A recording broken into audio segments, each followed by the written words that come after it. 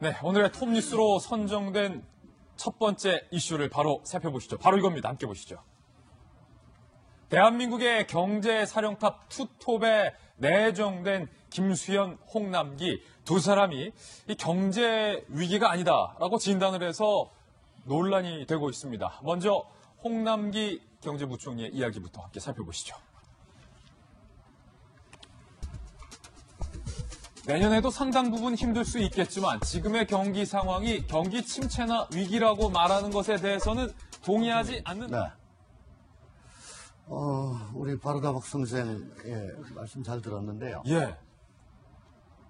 그러면 그동안에 우리가 낙수 효과라고 얘기하는 거 많이 들으셨잖아요.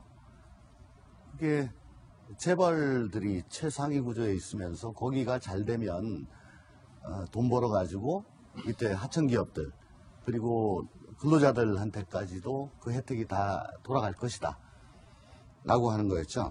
일종의 신자유주의적인 건데 지금 그 결과는 어떻습니까? 소득 양극화가 지금 우리나라가 날로 심해지고 있습니다.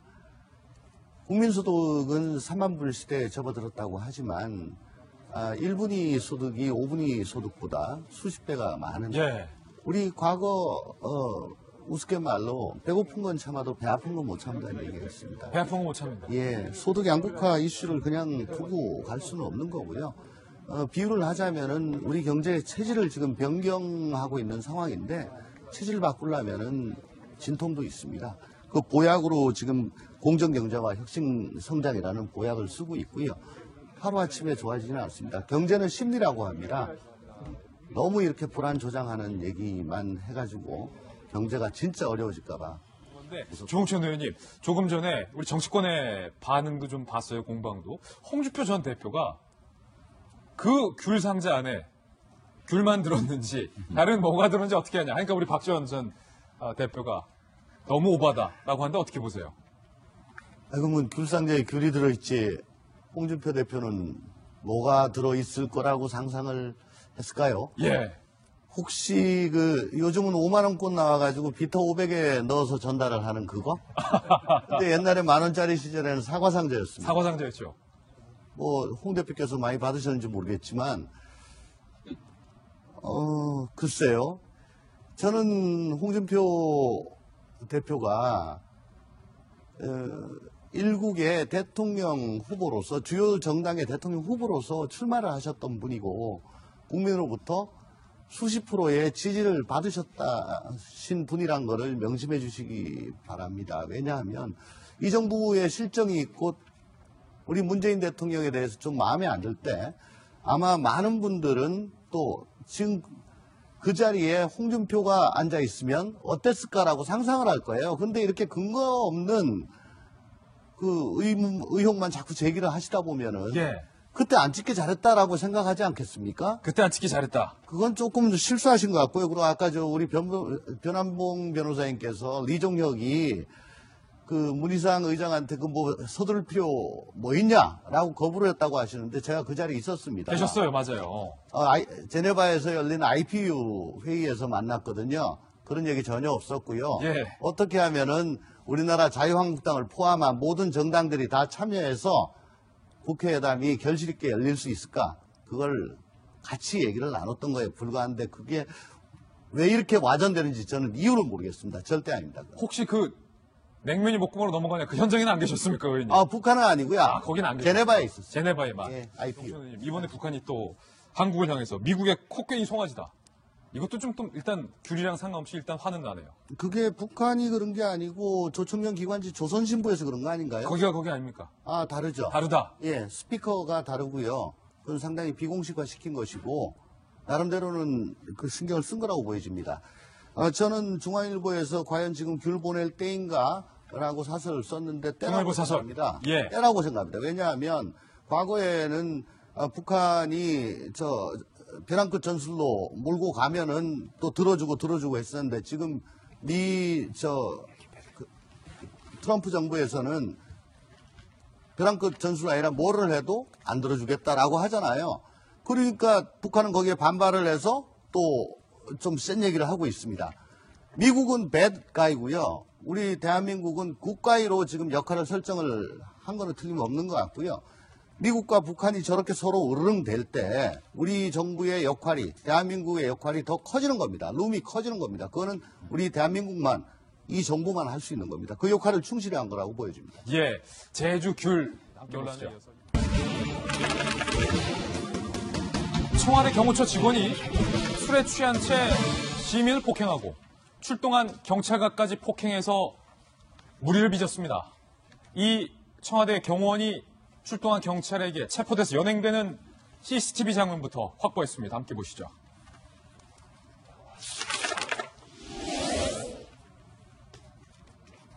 네, 신고를 받고 출동한 지구대 소속 경찰 3명이 지금 급하게 뛰어와서 해당 술집으로 들어가는 술집 가게 장면입니다. 그리고선 그 안에서 상당히 많은 일들이 있었어요.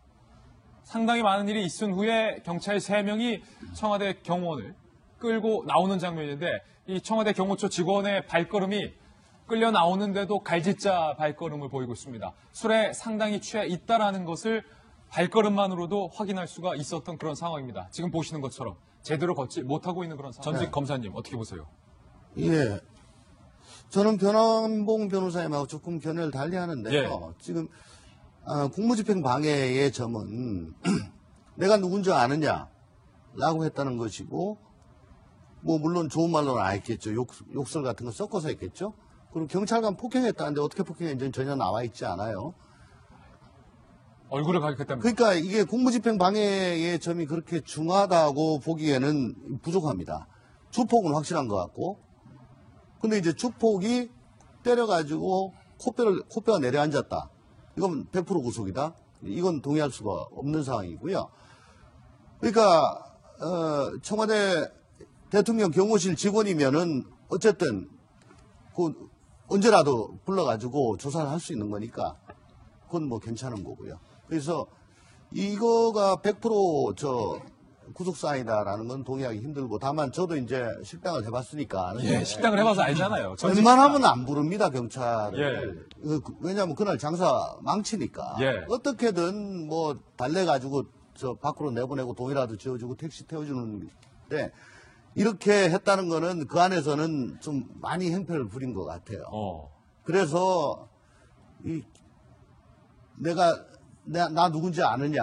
5급이라면은 이거 들어온 지 얼마 되지도 않은 친구고 젊은 친구 같은데. 그렇죠. 36살. 예. 싹수가 놀았습니다. 싹수가. 1벌 100개 해야 되고. 1벌 몇 개 된다. 예. 싹수가 놀한 사람이 대통령 얼굴에 먹칠을 한 거니까. 예. 대통령 주위에 계시는 분들 조심하십시오. 조심하십시오.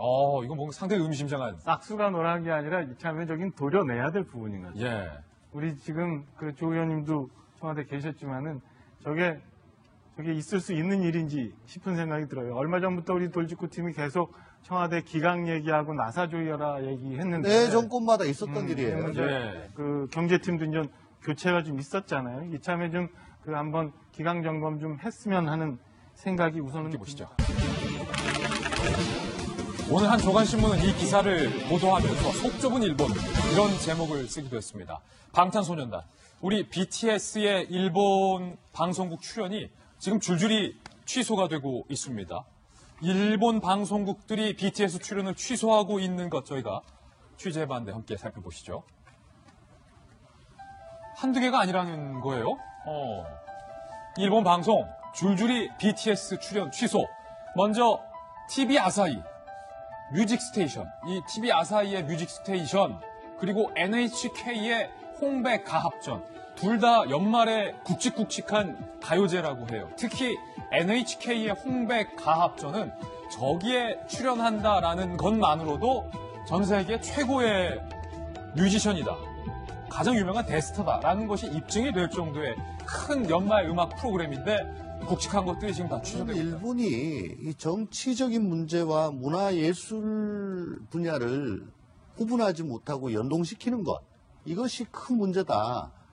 이런 태도 때문에 일본이 국민소득은 높을지 모르나 세계로부터 존경받지 못하고 또 인류국가로 나아가지 못한다고 생각합니다. 예. 미수교국 사이에도 수교 이전에 문화예술 교류를 통해서 서로 간에 그 이해관계를 넓히고 있습니다. 하물며 예, 이거는 자기들이 전범국가인데 너 그 티셔츠 입고 나오니까 내가 참 민망하다. 즉 도둑이 제발 저린다는 거를 자백하는 것에 불과하다고 생각을 하고. 예. 이건 한번 생각해 보시죠. 원래 우리는 외색 문화에 대해서 굉장히 그 장벽을 높게 쌓아왔고 공식적으로는 그 상영도 못하게 하고 그랬습니다. 근데 98년도에 김대중 대통령이 정치적 부담을 무릅쓰고 일본 문화에 대해서 점진적 4단계로 개방을 했어요. 그 이후로 우리나라 한류가, K-팝이 그렇게 한 단계 더 높이 올라가서 세계를 주름잡게 됐고요.